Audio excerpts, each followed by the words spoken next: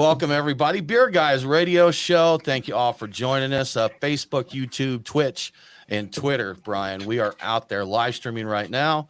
If you join us and you've got a question for us, drop it in the comments, and we'll get to you when we get on break here. This is Beer Guys Radio. Bespoken Spirits is our guest this week, and we're going to talk to Stu Aaron and Martin Janousek. How close did I get there, Martin? Close enough, Janousek. Okay, Janousek. Okay, all right. There I was close. I did my best there. So, thank you. We're going to learn all about Bespoken Spirits. We've got a couple here to sample that we're going to get into, and we're looking forward to it. So again, those on the interwebs watching us, we're going to get into the radio show now. And if you have a question, drop it in the comments, and we'll be back with you in about 10 minutes. So. There we go. Brian, when you're ready, go ahead and hit that record button over there.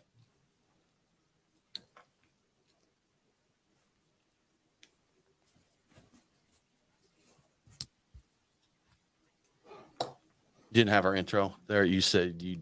Oh, were we? The intro? Remember, we use that. Okay. We're just going to roll with it. We'll let Joey do it in post. Okay. All right. And welcome to the Beer Guys Radio Show. We're broadcasting from the Beer Guys Radio Studios in Marietta, Georgia. And this week, we're talking with Bespoken Spirits. I'm Tim Dennis, and with me, as always, is my good friend and co-host, Brian Hewitt. Hey, Tim. Joining us today, we have Stu Aaron and Martin Janousek, the founders of Bespoken Spirits. We're going to talk to them about turning excess beer into whiskey and some interesting innovation in the creation and maturation of whiskey and other spirits.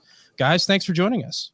Thanks for having us. Absolutely. Creation and maturation. That sounds impressive. Right? Yeah, guys. Thank you so much. Thanks for sending us some checking it out there. But Brian, I think you dug up an interesting news story that we'd like to get your guys' take on, see what you think of this. But people want labels, nutrition on their alcohol. Apparently, according to the Beer Institute, 75% of Americans want nutrition labels on alcoholic beverages. That's like everything, spirits, wine, all of it, including beer, presumably. And like 78% say they support the Beer Institute's initiative to voluntarily submit this information. So I'm curious about that, because I know that there's generally hesitation to put nutrition labels on things for a variety of reasons, unless it's absolutely mandated. So I'm curious, as producers of spirits, what you think about that. Well, for us, especially Martin and I, who are relatively new to the industry, just learning everything that can and cannot and must not be on labels is a little bit of a challenge as it is. But philosophically, from our perspective, we are strong proponents of truth and transparency when it comes to brand and labeling, and we think that if that's what the consumer wants, that putting nutritional information on labels would be fine. As well, we'd like to see more sustainability information on labels, because I think that's another important thing that many consumers care about these days, especially the consumers for our products. I agree with that. People are very, concerned about sustainability. And the brewer we talked to on last week's show, Roadhouse Brewing, Jackson Hole, Wyoming, they recapture their CO2. There's a lot of things that they do to, environmentally friendly with what they're a certified, is it B Corp? B Corp, yeah. They're a certified B Corp. It shows they're committed there to people in the environment and all of that. But on the beer labels, I remember this being brought up before. And guys, correct me if I'm wrong, but there's a lot that goes into having to do a nutritional label, as far as getting everything tested and making sure that what you're putting on there is accurate. And I know, especially with craft brewers and the volume that they sometimes release things in, they mentioned it would be very costly to have to do that kind of testing and labeling. With that, is it cost prohibitive for you as a spirits company? I imagine you're not releasing a new spirit every week, so to speak, like some of these brewers are. I have to admit, it's outside of my knowledge. Outside of your wheelhouse there, right? Yeah, okay, gotcha. How much this would need. I would assume that, as always, right, your first label will be the toughest, and then hopefully you figured it out. And then I think it's also important to understand what the supply chain is, right? But once you have all the information, it should hopefully be straightforward. And many other food, beverage products are doing it. So just this point for transparency.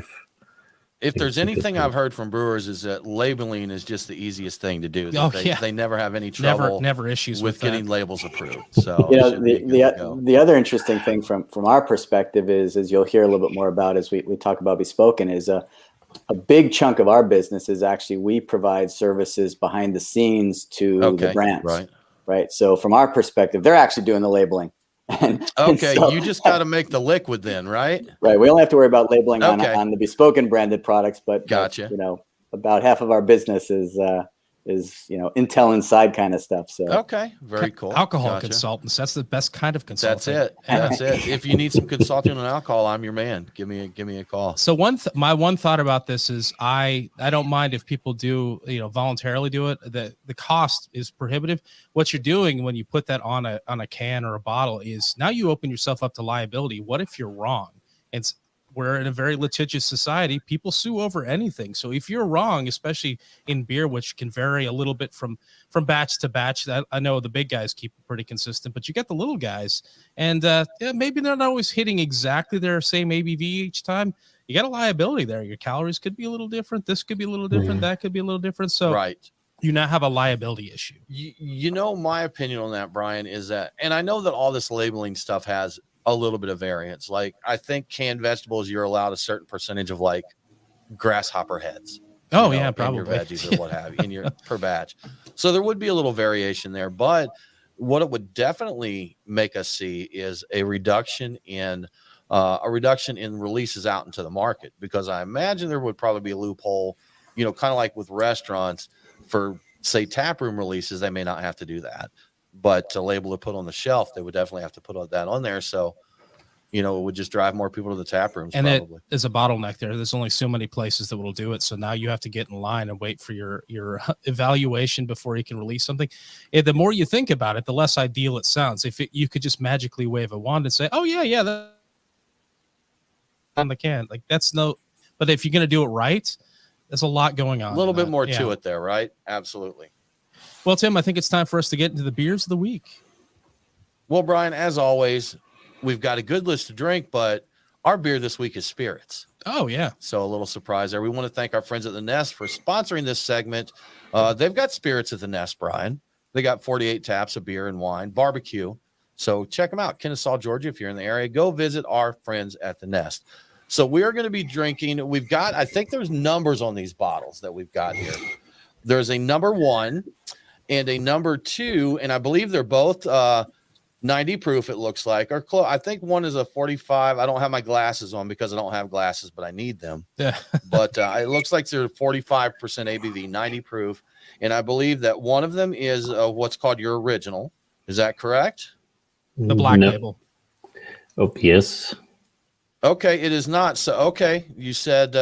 So it's not. Okay. Brian, did you get. So this is not. So number 1, what is number 1? Rather than saying what we don't know, what is number 1? Yeah, so you should have 2 samples, right? One with a number 1 and one with a number 2? Correct. Oh, wonderful. Okay. Yes. So they're not telling. No. So they were actually, both of those spirits, what they have in common is that we actually distilled them from beer. Okay. Right. So right. Number 1 was made from actually both of them are come from California. Okay. And one is an ale, and the other one is a pale ale beer. Interesting. Okay. So we'll see what these beer schnapps, right? I believe is the technical beer term schnapps, here, the right? German word. Yeah. Yes, yeah. Yeah. So we'll check those out, Brian. And you know what? We pre-gamed with Michelada. Michelada from Modelo. A Modelo canned Michelada. I'm going to tell you, Brian, I'm not a fan of that one. This is coming from a guy who is a fan of the Bud Light Michelada, whether, you know, I get hate for it or not, but I'm not feeling the Modelo one at all. So you live and learn, Brian. You live and learn. Yeah. So, Brian, why don't you tell us what's happening in the news? Okay, so probably the most amusing news of the week. A brewery in Canada is paying, quote, micro-influencers to drink their beer. The brewery in question is Good Robot, and the term micro-influencers is theirs, not mine. So what this means is anyone who drinks one of their beers and posts a picture of it on Instagram tagging the brewery will get $1. So a Canadian dollar, presumably, but still $1 of some variety. And they're serious about the micro part of micro-influencer. To qualify, your Instagram account must have fewer than 10,000 followers. Unfortunately, for many of our listeners, this contest is only open to Nova Scotians. But now that one brewery has done it, I mean, the cat's out of the bag. Who knows? Other breweries might start doing this as a marketing gimmick in the future. Can you get multiple tags and multiple dollars, or is it just the $1 thing? You can. I believe it runs for something like 4 or 5 weeks, and you can get, I believe, one per week per product. So I think you can check into multiple different beers and get $1 for each one of those. So they're really pushing some loonies and some toonies. Exactly. There, right? I think it's the loonies. The toonies are the oh yeah. I wonder if they're sending coins. I think it's $1 and a $2, right? Yeah. Do either of you know, Stu or Martin? Do you know your Canadian currency? Yep, you got it right. The loonies $1, the toonies $2. So there we go. Spend a lot of time with there. And you know, the joke is that the Canadian loonie is the only coin in the world that has the queen on it with a bear behind. Okay. Because there's a bear on the other side of the coin. Sexy queen there, man. Looking good. Yeah, they're looking kind of rough there with the bear behind. The bear behind. Good stuff. Well, Brian, that's all we got time for today. You're listening to the Beer Guys Radio Show. We do need to take a break, but we'll be back very soon with more from Bespoken Spirits. Clear. There we go. All right. Easy. Cool. One down, guys. One down. There we go. Yeah, the awkwardness on my part of pushing buttons is we usually have a guy in here, but he's out with COVID. So. He's out with our producer got COVID, and it hit him really hard. He had to go to the hospital, and he is currently recovering from COVID-induced pneumonia. Oh my wow. God. So, yeah, I don't know if you saw the message. He's been chatting with me, so he's been texting me, letting me know he couldn't. He's not. I need to send him a text. It occurred to me, like he usually texts me first, and he hasn't said anything to me at all. Maybe he knows to keep me up to date on whether or not he's going to be here to work. You're the one that's going to really give it to him. That's right. Yeah. I'll be the one that gets the where you at? Where you at? And so I did tell him to keep his disease self away from us this week. Yeah, that's for the best. Well, if he still has pneumonia, don't prove that you're a tough guy. Stay home. Right. That's it, man. So that's it. Sure enough. Yeah. So guys, should we drink these in numerical? Yeah. I guess the question is, do you want to go right to that, or do you want to talk a little bit and get a little bit of context? Because I want to drink. I'm here to drink. I'm here to drink. So makes sense to me. Yeah. You know what? We'll get a pour going, and we got little size glasses here, so we don't have to kill it all off at once. We'll start off there. So we're gonna pour a little sippy sip of numero uno here. Let it open a little bit for us. There we go. Oh, that was one. Okay. This is the one when I was tasting it earlier. Because we could give a little context on why we're making whiskey from beer to begin with. Okay, that's what we'll start with that. We'll have our glasses here at the ready, and after we get the background, then we're gonna get our drink on, and we'll talk specifically about this spirit. So, sounds like a plan to me. I'm excited now that I know that it is, in fact, a beer schnapps. A beer schnapps. I wasn't sure if it was based upon the research we did. Cool. Yes. Cool. We have a distillery here, a little independent. Shout out to IDC, Independent Distilling Company, but they worked with a brewery. They were kind of across the parking lot from each other. And they took one of their holiday beers that they had a little excess on and made a beer schnapps out of it. And it was phenomenal. It was amazing. Just really good. Oh, my God. Yeah, they did. Great. And they weren't sure because it was like a spiced stout or quad. I think it's like a spiced quad. I think it's what it is. The double or quad? I think it's a quad. Yeah. You know, we'll talk to Belgian you guys about quad. that, about how, like distilling beer, how those flavors impact the distillate that comes out there. So we'll get in with that. So, all right. Well, if you're ready, we're going to jump right back into it. Brian, go ahead onto your mic because I think we're getting some feedback with each other. So just twist your mic. Oh, twist it straight on? Yeah. Oh, okay. Yeah. Hopefully I don't get too sibilant.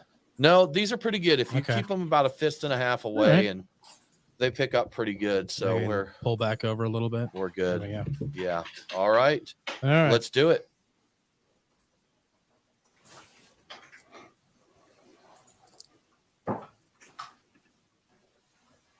Welcome back to Beer Guys Radio Show. Remember, all episodes are available on demand. So if you missed the broadcast, get the podcast. Beer Guys Radio is available on all popular and unpopular podcasting apps. Now let's get back to Bespoken Spirits. Stu and Martin, founders, Bespoken Spirits. So when we were on break, we told them we were ready to drink, and they told us to chill. Yes. They said, chill out a little bit. Hold your horses. Hold on. Let's talk a little bit about how it comes together before you get to drinking on us. We said, okay, we're gonna follow their directions there. So, Stu, the two spirits we have, as we mentioned in the first segment, are distilled from beer. And I do have a little pour of number one in my glass right now, kind of breathing for me a little bit. But tell me about this one, about number one, a little bit more, and then we'll get into kind of the general process of making a beer distillate. Yeah, let me give you a quick bit of context, and I'll let Martin talk Sure. to the Okay. talk to the spirit itself. So at Bespoken Spirits, what sets us apart is we're based here in Silicon Valley. Martin and I are a couple of recovering Silicon Valley engineers, and we've invented technology to master the maturation process for aged spirits by using material science and data science to provide three main things. Number one is precision control, to really tailor the spirit to a specific desired aroma, color, and taste profile that the customer wants. Two is amazing speed, to be able to deliver results in just days versus years or decades. And three is sustainability, to be able to do all of this using 97% less wood, 99% less energy, and at least 20% less water. And this technology and this capability is something that we use in two different businesses. Half of our business is spent behind the scenes providing these technology services to distillers, rectifiers, and breweries to help them make their products better, faster, and or cheaper. And then half of our business, we sell our own Bespoken branded spirits to consumers in select markets around the U.S. and internationally. Okay, gotcha. Now, what you've got there is you've got a couple of samples that have resulted of some of the work we've done for breweries. A lot of breweries have approached us during this pandemic times. And what's happened is a lot of these breweries, because of the pandemic, are finding themselves stuck with a lot of excess or expired beer. And they're recognizing that rather than paying somebody to take all of that beer back and then destroy it, they could actually recycle or upcycle that beer by converting it into a whiskey, thereby tapping into a new market with spirits drinkers, being more sustainable by recycling or upcycling, and improving their economic picture as well. So we've done a lot of work with breweries who take that excess beer, distill it into a whiskey. Unfortunately, when that beer gets first distilled into a whiskey, it's not often a very good whiskey, and that's where we come into play. Okay. We work with Gotcha. those people to tailor that beer bin, as some of them call it, to a premium quality whiskey with the aroma, color, and taste attributes that they really want. So what you've got in front of you, and I'll let Martin talk to them, is two samples of whiskeys that have been made from beer. Okay. Stu, I tell you what, quick follow-up question for you, talking about distilling the beer there. I've heard a rumor, and I know very little about it, but the distilling of beer, there are certain base beers that are just not conducive to distilling. Like very hoppy ones, like strong West Coast IPAs. I'm told that hops comes across, bitter, harsh in the distilled spirit. Do you find that to be true? And if you do with your process, is that anything you can correct for? Yeah, why don't I talk a little bit about? So a lot is really, as you probably know, right, doing the distillation process. Right? In theory, you can literally take out any co-genus, right? So the things that you could make it a neutral spirit. So the distillation process itself is really, really important on how much of the flavors, right, the aromas, that whether you want them or you don't want them, right, you bring it over into the finished process. And this is the big difference. You mentioned, this is beer schnapps, right? I think in the break, and by doing the maturation, we're converting the beer schnapps into whiskey, right? Okay. And to your point, right, some of the aromas, you can either drive them out, right, or you can actually, let's call it, I'm not sure whether it's the right word, but you can kind of overshadow them, or you can kind of hide them by bringing in different aromas. and that will kind of suppress certain aromas that you would otherwise get. And from you mentioned different styles of beers. We've actually made beer from a lot of different styles, whether it's from a lager, from a pale ale, from a stout, from an IPA. So we've actually made really nice spirits from almost all, at least common styles of beer. Okay, gotcha. I was actually born in Pilsen, so I'm very familiar with lagers in the Czech Republic. Good place. Yeah, sure enough. And I hope I'm the first guy you have on the show from the Czech Republic.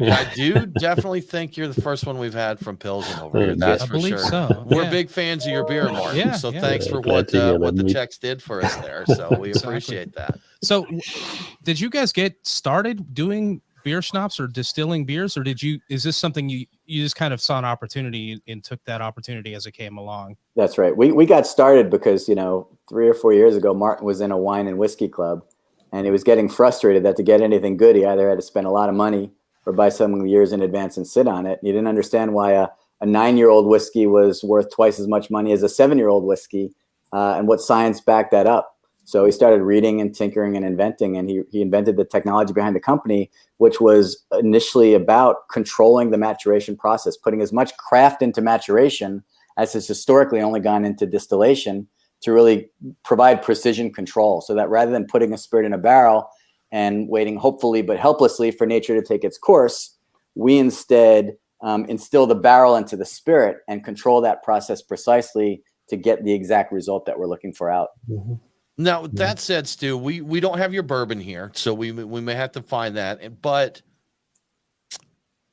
I'm skeptic of your voodoo, Stu. I'm skeptic of your voodoo that a time-honored, burly men in Kentucky for hundreds of years have probably wearing flannel, toiled and sweated and aged for years and years in the barrels. They're all so proud of, hey, this one is 23 years old, 40 years old, Can your process produce a product that compares to that, to that aging? How do you replicate? How do you circumvent that? Yes, and we love your skepticism, because we make a living. Right. We make a living by telling people our story, first getting them excited, and then having to deal with that follow-on question, which is, why should we believe you? And it's really the proof is in the pudding, and that's why we do all kinds of tastings. It's why we send product to competition. In our first 18 months, we've taken home 44 medals in competitions for all of our whiskeys and for our dark rum, including a couple of double gold medals at this year's San Francisco competition, including one for our straight bourbon. We took home a category winner for our Rye Whiskey from the World Whiskies Awards earlier this year. So the products really do compare. And, we're finding a lot of the pundits recognizing this as the first time they found one of these technology approaches, really, crossing the chasm, so to speak, and delivering the quality product that they would hope for, but haven't yet seen. Okay. Yeah, and part of the reason for that is because our process is so quick, we can try and learn and evolve very quickly, right? And with those very fast learning cycles, it allows us to hone in on recipes that deliver these amazing results. You don't have to wait 12 years to find out. That's right. Then, right? Exactly. In IT, it's all about failing quickly and picking up and going back. Fixing it and moving on. Yes. Well, Martin, I tell you what, I am ready to drink. I'm ready to taste your spirits here. So we have number one in the glass. Can you tell us specifically about this one and kind of some of the notes we may want to look for here? Yeah, so maybe I'll tell you a little bit about the beer first, right? So sure. This one is the pale ale, right? Made in California and from one of the larger breweries here. They use I think the IBU is a little bit short of 40. And I'm mentioning this because the next sample number 2 has a significantly lower IBU, only like around a little bit higher than 12. And as you will hopefully see on the notes from especially on the aroma notes, when you look at sample number 1, you get I think a beautiful floral aromas, right, and some tropical, maybe lychee coming through. Okay, all right. I'm just going to smell it. You know what, Martin, I just noticed we've ran out of time. So on tropical and lychee, We're going to take a break. A record, Martin and Stu, we haven't drank for 2 segments.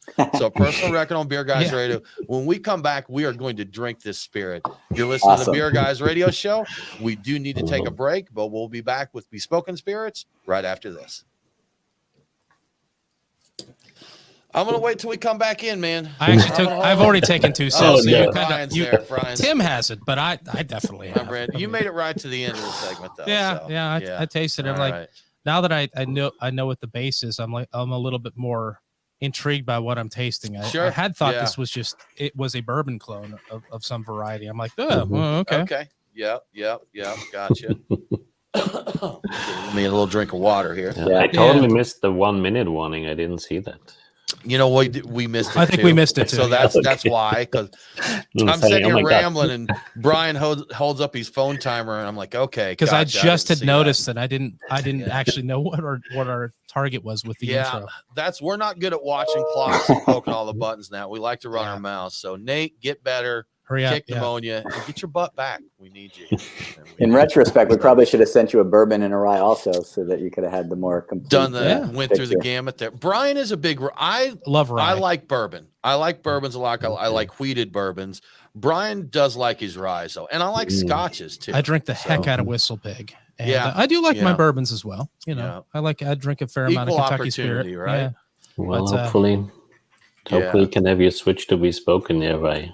There we go. We'll see. Is it available here in Georgia? I don't actually know. I've not seen it. We don't have a distributor in Georgia yet, but I know that customers in Georgia could buy it through various online retailers and such. You can get it from our website. Yeah, maybe even through the website. Yeah. We couldn't get it through your website, probably. I know there's some. Georgia won't let us ship. I'll be down low here. I know there's some retailers that I won't say anybody, but I know there's some retailers that will send to us, but.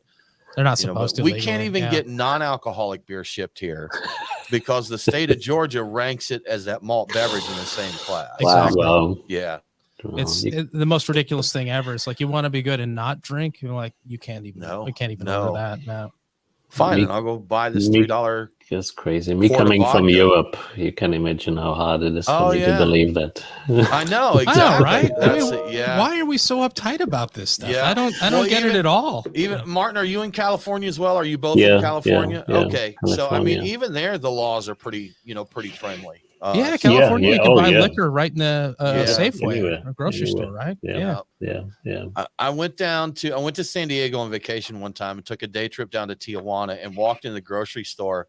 And as I walk in the grocery store, they have gorgeous ladies there giving out like shots of tequila, like as you walk in the grocery store. I'm like, this is the greatest place ever.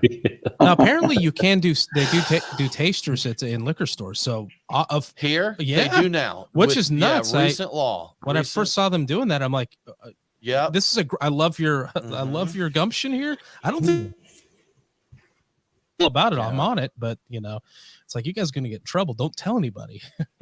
Our laws have taken over. We just started like 2015 and 2017 doing some changes to where like brewers and distillers could sell to go on premise and that. We used to have this weird, just ridiculous tour and tasting system where they couldn't sell you beer at all. You could buy a tour and then they give you free samples. So welcome to Georgia. Welcome to the South, man. Welcome to the South.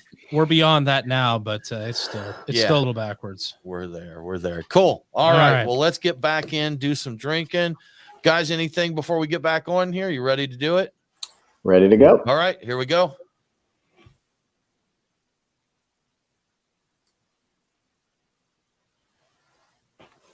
Welcome back to the Beer Guys Radio Show. I want to give a quick shout out to one of our great radio affiliates, WMXI 98.1 FM in Hattiesburg, Mississippi. Catch Beer Guys Radio on WMXI every Saturday at 9 p.m. Now let's get back to Bespoken Spirits. Martin, just before we went to break, we were talking about the aromas in here, and I made the comment that record for Beer Guys Radio not to drink for the first 2 segments. Brian told me I was wrong. As I was running my mouth, he's over there drinking. I'm sipping. But so you mentioned like tropical and lychee in this. What else? Anything else you'd like to share about this spirit? I think so, especially once you kind of wet your nose and once you start drinking it. I personally get some like salted caramel, maybe salted butter, and also from the wood some character, definitely some vanilla. I definitely get the vanilla. It gives me I wouldn't necessarily say it's saltiness, but kind of gives you this is going to sound ridiculous, but my tongue tastes salty. Not necessarily, I know, not necessarily the spirit that I'm drinking, but it gives me a salty, now that you say that, see what I mean? Kind of. Yeah. I taste like a people are going to listen to this show and be like, oh my God, these guys are so pretentious. I taste like an evergreen forest in this. I you not get that like very tree foresty, you know? Wood forward, Brian? Very wood forward. Yeah. And maybe it's just me, but you said that one of these was a pale ale that had been distilled. So I'm wondering if, I don't know, is that the hops getting pulled into it? Is that influence of the hops, or is that just character from the wood? So I think the hops is more the floral notes that you hopefully are getting, right? Like the lychee that I mentioned earlier also, right? Kind of. I personally felt it's like tropical fruits. When I think of lychee, I think of tropical fruits, right, and floral aromas. Sure. And that's good. But again, it depends a lot. And I think the hop that they used here is a Cascade. Okay. It's we're going to have to hunt down. Well, I know that they're trying not to, give away their client info here. Yeah, exactly. We'll have to do some. Well, I know people. Well, we know people out there. We'll do some. So, yeah. So yeah, I get a buttery note. I get a little saltiness. I get kind of a caramel there. I get woodiness. I would say the woodiness for me is prominent as well. And then maybe on the very finish, I get a fruity kind of essence there, kind of on the finish of it. So that's kind of what I'm getting. I can't quite put my finger on it, but as it lingers, there's some fruity characters. So when you guys are drinking this, are you drinking this neat? Are you putting a drop of water in it? Or are you putting it on an ice cube? Or Jello shots? Jello shots. I mean, what do you think when you're drinking this one? What's your favorite way of imbibing? Yeah, really, really a personal thing, but I always drink it neat. Right, Okay. unless I make a cocktail, like an old fashioned or so, of course, then I have an ice cube. But yeah, it's always neat to me. And that's actually whether I do a tasting or whether I enjoy it, because there's just so much complexity going on. We do encourage people. So these spirits were at 45 ABV, which is actually sort of on the lower end. Most of our own SKUs from Bespoken Spirits, we actually bottle them as a little bit higher, like a 50% alcohol. Okay. And to give people the opportunity, right, to actually dilute it down a little bit, right? Because as you know, right, depending on the proof, right, your spirit can taste very differently. So we do that on purpose with our Bespoken SKUs here. The target from the customer was 45, so that's why we have it at 45 for you. Okay. So that's definitely something when you want to experience it, right? To add some water. As you know, most Scotch whiskey comes around 40. And I was wondering how it might open up with a drop or two of water. I don't have a really good, convenient way of doing it without dropping too much water, because I don't want to ruin it. But like it's, I'm just curious. I think it might open up pleasantly with a drop or so. One, like you said, Martin, personal preference. I enjoy like overproof spirits. One of my favorites is Booker's, and I think it varies a little bit, but it can be like 126, 130 proof, something like that. Something like that. I enjoy it neat. I don't find it helps it, cutting with water. I have yet to personally find one that I enjoy more, cut with some water. Booker's is the exception for me. Usually I would prefer having a little water in that. I think it's a little on the hot side for me, but I do like the 40 to 45% range. I mean, Stag Junior, that sort of thing, which I think is in that area. I prefer that neat as opposed to watering that down. And I think anything Scotch, I almost always neat. It's already delicate enough, but some of the bourbons, especially you get Booker's. I think Booker's is a little fiery for my taste. It's a little hot. Yeah. So we're Stu or Martin, not sure who wants to go over this, but we kind of in the intro to the show mentioned sustainability, and that your process really speaks to some sustainability, uses less resources. Would one of you like to tell us a little bit more about that? Yeah, at a high level, we're using on the order of 97% less wood, 99% less energy, and at least 20% less water than traditional, say, 5-year barrel aging. And it comes from a couple of different things. Number one is the wood. Rather than obviously using barrels, what we do is we use small pieces of wood that we call micro staves. And each micro stave, they're bigger than that. Okay. All right. Oh, they're bigger. Okay. Each micro stave is roughly 1/25,000th the size of a barrel, so maybe half the size of your little finger. And the key point there is that by using micro staves, and what we do is we handcraft a mixture of these micro staves based on what recipe we want to create for what result. And because each micro stave is so small, it's very precise in what elements of the wood it brings to our recipe, as well as what elements it doesn't. And if you contrast that to a barrel, because a wood is a naturally occurring element in a barrel, you get some of what you want, some of what you don't want. It's never in the same ratios. It's never in the same amounts. Whereas we get a lot of precision. So we'll mix and match these micro staves to get the result that we want. For some recipe, we might use all American oak. For another recipe, we might mix some American oak with some French oak and maybe some cherry wood. And this kind of gives us the foundation, the spices, if you will, for a recipe. Okay. And because we're using these micro staves and we use, a couple hundred to maybe 1,000 in a recipe compared to, barrels and barrels and barrels, we're using, a small fraction of the wood. That's true. You don't have all the exterior portion that doesn't come in contact with the spirit itself.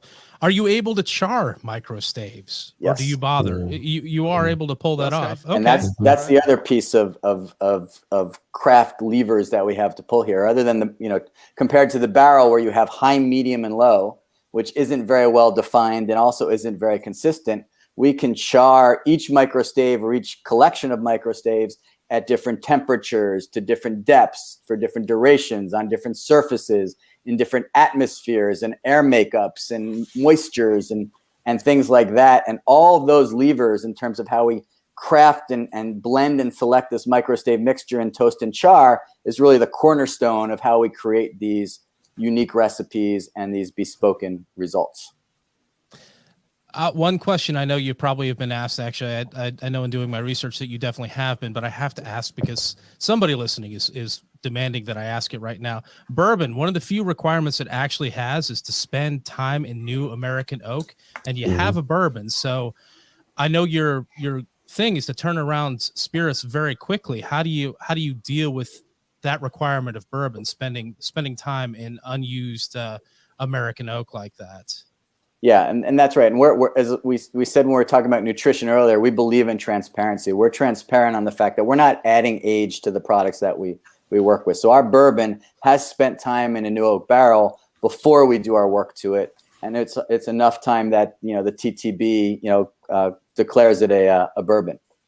Is that like 3 months or something like that? Yeah. Is the lower end? Okay, so that's right. The barrels are involved, just not very many of them. It depends on the product. Like for instance, let me show you 3 different of our Bespoken branded products. We've got the bourbon that we were just talking about here with our blue label. Sorry, I gotta figure out which way where the camera is. For the radio people, you'll just have to trust. It is a blue bottle. Confirmed. It is indeed a blue bottle. It is a blue bottle, spirit. and this one spent 3 months in a barrel before we did anything to it. We can call it a bourbon. Okay. We also have a product that we call our original batch, which was our very first and original product. It's the black labeled product. And this we call a whiskey distilled from bourbon mash. It uses the exact same source spirit as the bourbon, but it did not spend any more than a couple of seconds in a barrel, so we can't call it a bourbon. Okay. And I wondered if that bourbon style or like, yeah, Martin, you mentioned coming from Pilsen, you'll see a lot of Czech style pills in America. It's not, hey, this isn't a Czech pills, it's that style. So yeah. And then the third thing I'll show you here, just to cement the power of what we do, is this pink labeled bottle you see here is what we call our special batch. This is a Japanese style whiskey. Okay, could not be more different than the bourbon in color, aroma, taste. All 3 of these products, by the way, are award-winning products, multiple awards in multiple competitions. They all come from the exact same white spirit, the exact same. Oh, really? Okay. So, that's interesting. That's interesting. And that speaks to the power of our process, that we can take it in all the different directions, create award-winning Japanese style whiskey, award-winning bourbon whiskey out of the same source spirit, just by controlling and varying the way we hand select and blend and craft this microstave mixture and toast and char it, and then how we control the temperature, pressure, environment, etc. in our machine for the 3 days that we're doing our craft maturation. Amazing stuff. Well, guys, once again, we've talked too long and not paid attention to the clock. So we're going to have to take another break. You're listening to the Beer Guys radio show. We'll be back very soon with more from Bespoken Spirits. All right, clear. Yeah, sorry. This is intriguing. Joey, have fun, Joey. Joey is our producer for our post production. So I'll send him all these files that are too long, and he'll work his magic on those. So we won't have any extra bumper music. Yeah, I didn't get it in, and I don't know if we'll have a chance to get to it in the next segments. But so you have those new oak barrels. Do you recycle those barrels? Do you micro stave them and then use them later, or can they not be used again because they've had some contact with spirit beforehand? No, we can reuse them, for instance, to make regular whiskey. Right, Okay. that doesn't have to be bourbon. Sometimes we sell it to breweries, we sell it to wineries.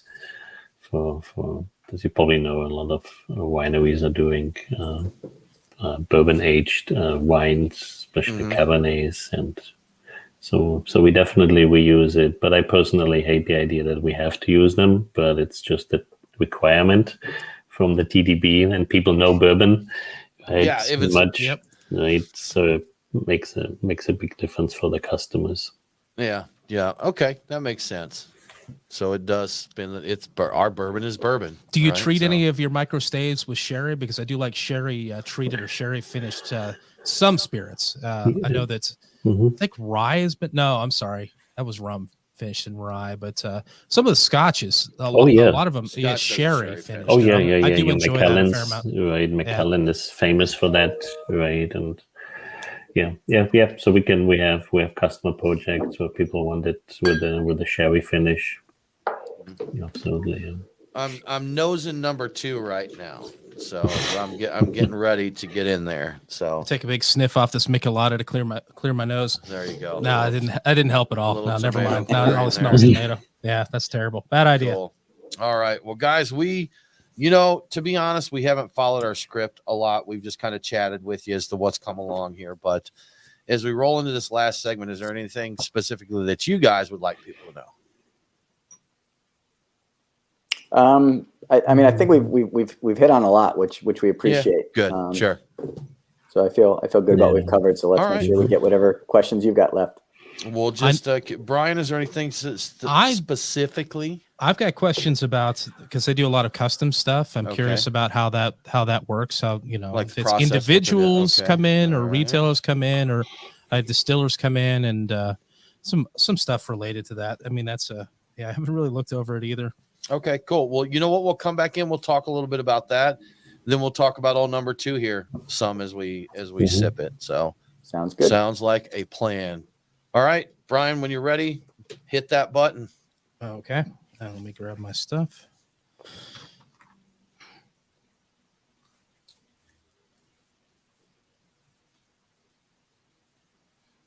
Welcome back to Beer Guys Radio Show. If you enjoy the show, please consider supporting us on Patreon. Just go to patreon.com/Beer Guys. Patrons get cool perks like Beer Guys swag and commercial-free episodes. Now let's get back to Bespoken Spirits. Bespoken Spirits. Hard to speak it. Yeah. It's hard to speak Bespoken. Bespoken, indeed, yes. Okay, we made it, though. We did it.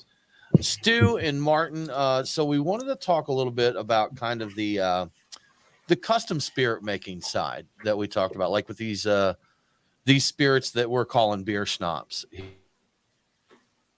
Process like that. Like if someone wants a spirit making in Georgia, making Georgia, spirit making, is it just beer? Do you have people that come to you that don't have beer, but they just want you to craft them a spirit? And kind of what is the process there to have your own spirit made with Bespoken? Yeah, our core business is not obviously around the beer. This is something we do obviously for some breweries, and it was opportunistic based on seeing the opportunities in front of us. But our core business is really making spirits.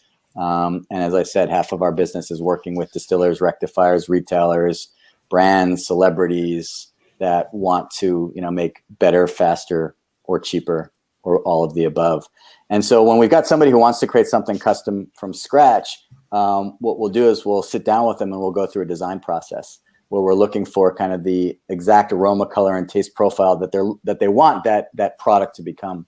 And this is almost analogous to like the Pantone wheel for color you'd find in a paint store, where instead of defining ruby red or pea green as a combination of red, yellow, and blue, we're looking to define smoky whiskey or French toast as a combination of aroma, color, and taste. And sometimes the customers know exactly what they want. I want this much vanilla. I want this much wood. I want this much nut. Other times more often I'd like it to be like this. And they'll point us at another spirit they made 5 years ago or something else in the market that they like, that they want to be similar to. And we'll use that as a benchmark, and we'll do some fingerprinting, and we'll go back to our artificial intelligence and data analytics, and we'll design a recipe to deliver that kind of a result. And we'll make it, and we'll give it to them, and they'll taste, and we'll kind of hone in on it. Can we talk more about that smoky whiskey and French toast? Because I think we smoky got to French get toast. breakfast planned. There, so, Get a little bacon in there too. That's it. We're ready to go, man. Sounds good to me. If I had the technology you did, I would definitely have spent some time, and I'm curious if you've done this, like taking one of your favorite whiskeys and trying to reproduce it, especially one of the rare ones, one of the allocated ones. I was thinking, for me, like Old Forester birthday bourbon, which is hard to get a hold of, but I have some old bottles, and I'm like, how great would it be to replicate one of the better ones from years past? Have you guys taken one of your own personal favorite whiskeys and kind of remade it, revived it, so to speak, kind of Jurassic Park style? We can often come close to things, but a lot of it really depends on having access to the same source spirit, especially for those really old ones. Oh yeah, that makes sense. The mash is a huge deal in that. Yeah. Right. Mm-hmm. Interesting. So, Stu, what is your personal favorite Bespoken offering? The interesting thing about Martin and I is, as co-founders, we're like night and day, or yin and yang. We're polar opposites. He's the material scientist, tech guy, and the foodie and beverage lover, and I'm the kind of business guy, and I've got the everyman's palate.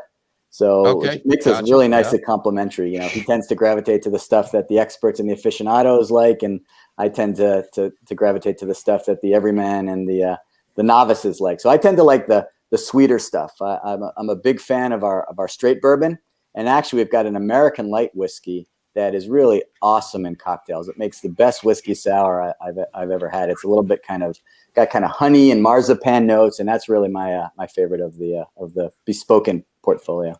That sounds good to me. Good. Martin, same question. What's your favorite? Yeah.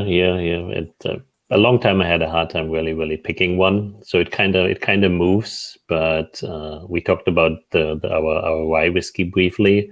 The rye whiskey is currently my favorite. It's an extremely complex spirit. The finish the finish just lingers on for minutes. I could nose it a whole day long. It's just so complex. So you guys should definitely get your hand on it. Yeah, we'll keep an eye on that. So I'll have to. As a rye lover, I'll have to. Sure. Yeah. Stu, I think I fall in your wheelhouse there. All man. right. I'm fairly simple. I know a good beer, I know a good whiskey, I know a good wine when I taste it, but I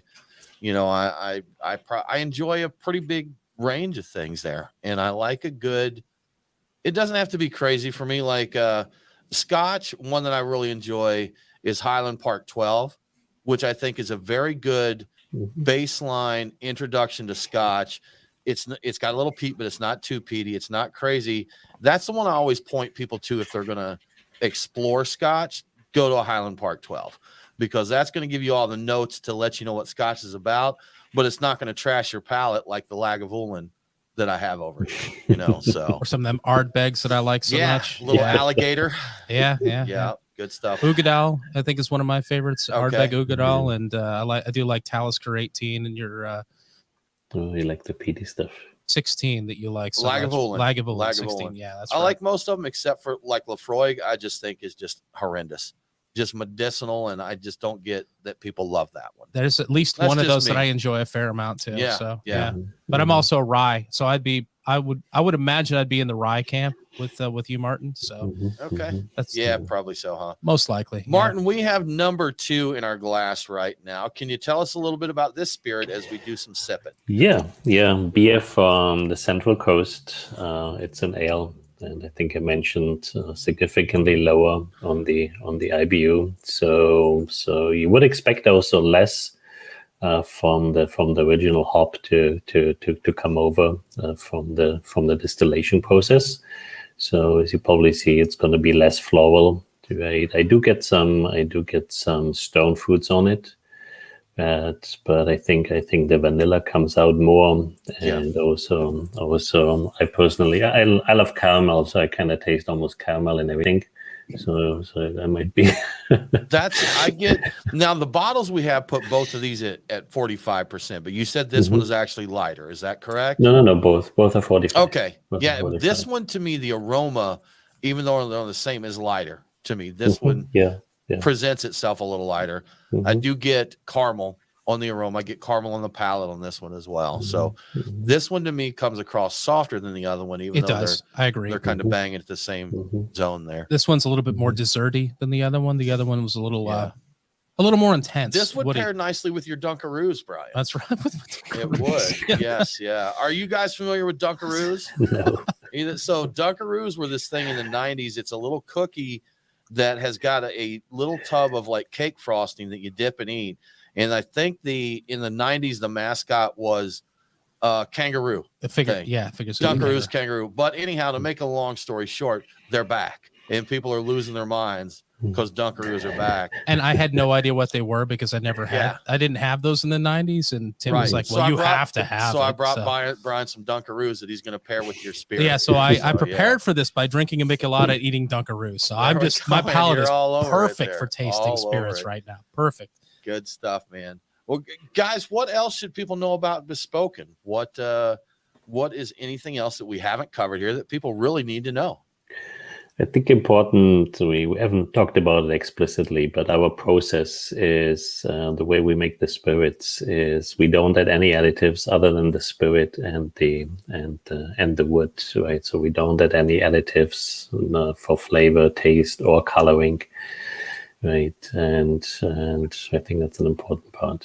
That was, when Brian and I were talking about this, I was looking up, I was like, well, I think they add, their flavors and colors. He's like, no, he's like, it's all, it's all natural there. That's what they're saying. Wood. And so, and I'm intrigued by it. So I've gathered by looking through and thinking about and reading what I found about you online. It's a matter of pressure and temperature and blending. You actually, instead of blending spirits or liquids like a lot of people do, you blend wood basically of different chars and different sources and things to accomplish different goals. So it's interesting. You've got all the elements there. You just do the blending completely different than anybody else does it. If I got it right. You nailed it. Okay. Yeah, we call that craft maturation.